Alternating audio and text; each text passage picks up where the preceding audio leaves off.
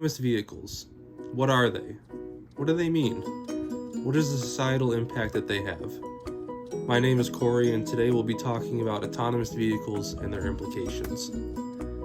So we should first start out by defining what is an autonomous vehicle, or an AV. When we talk about autonomous vehicles, there are generally 6 levels that we can refer to, with each level having an increasing amount of driver automation all the way to the point of full automation. A level 0 autonomous vehicle, for example, has 0 driver assistance systems, meaning no ABS, no traction control, no stability control, no camera, no sensors. The driver is fully responsible for the vehicle's mechanical systems.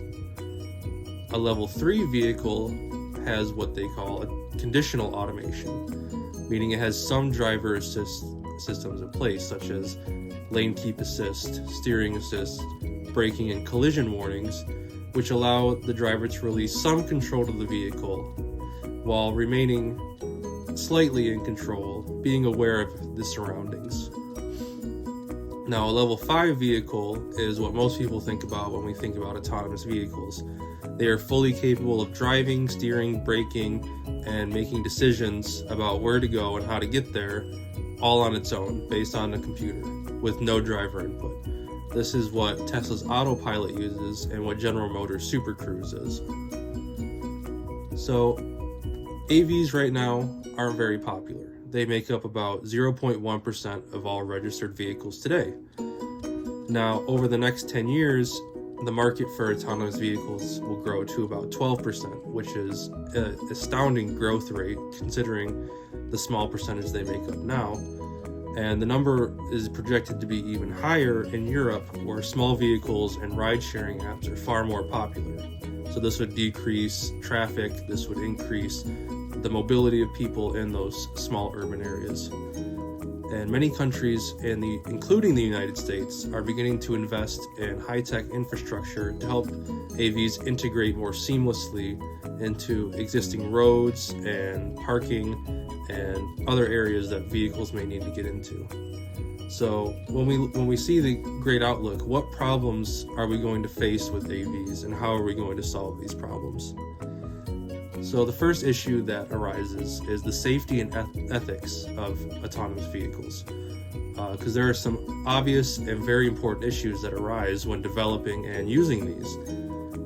The first problem that arises is the question of how we're going to quickly and safely bring AVs into existing American, European, and Asian infrastructure. That means roads, lights, speed limits, all of those things.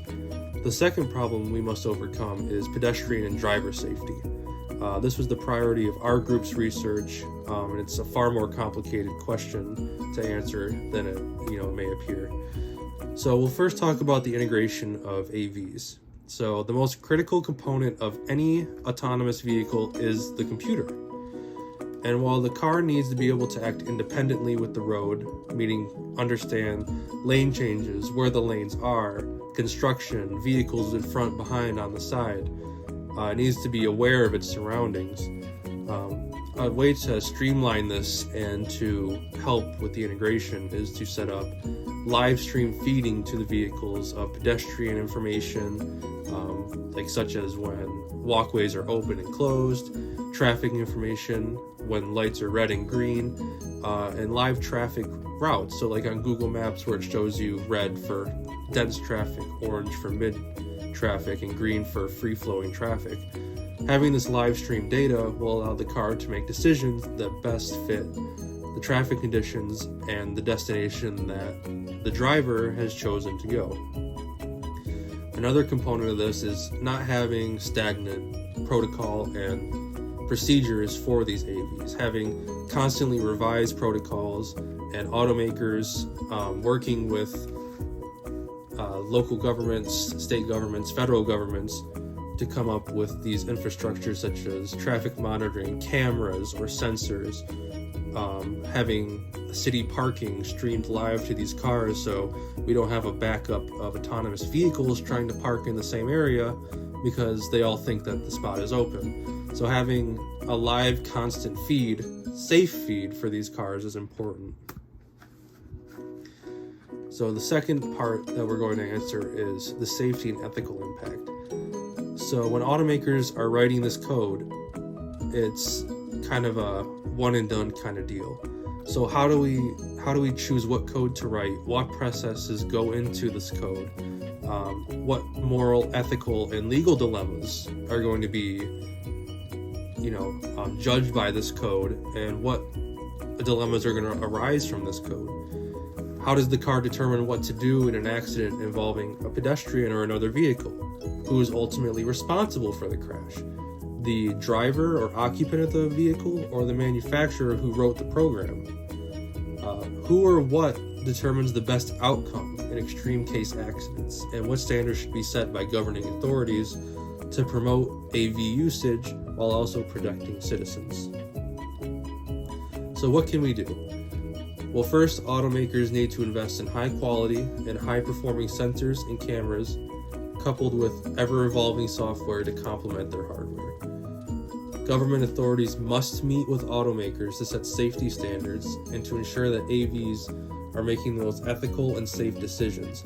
So instead of using a one-and-done kind of program to help a car drive along the road, we need to constantly revise what it's going to do in extreme situations, because although they may not be as frequent when AVs take over the road, there's still a chance that they can happen, and they need to account for that, while also making sure that the reputation of AVs is promoted, because it is the future of vehicles and our way of life.